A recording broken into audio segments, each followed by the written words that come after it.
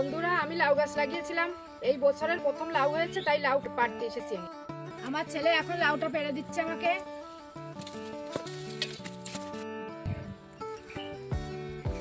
এই দেখো লাউটা গোল লাউ, দেখো কত সুন্দর হয়েছে। আর অনেক ছোট, আরো অনেক বড় হবে লাউটা। এই লাউ আর শোল মাছ দিয়ে একটা রেসিপি করবো আমি। দেখো বন্ধুরা, মাছটা কত বড়। মাছটাকে আমি কেটে নিয়েছি, এবার ধুয়ে নেব।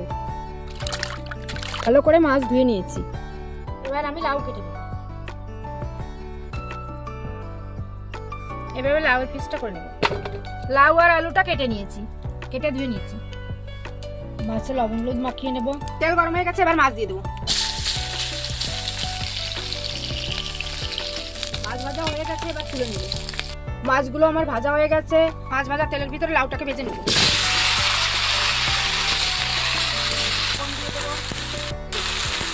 ভালো করে ভেজে নেব। জিরা কাঁচা লঙ্কা দিয়ে দেবো। ভাজা হয়ে গেছে, এবার জল দিয়ে দেবো। উত্তর এসে গেছে, এবার লবণ দিয়ে দেবো, হলুদ গুঁড়ো দিয়ে দেবো। সম্বরা দেওয়ার জন্য তরকারিটা নামিয়ে নিয়েছি। সম্বরা দেওয়ার জন্য কড়াইতে তেল দিয়ে দেবো। মাছ দিয়ে দেবো, তারপরে তরকারিটা ঢেলে দেবো।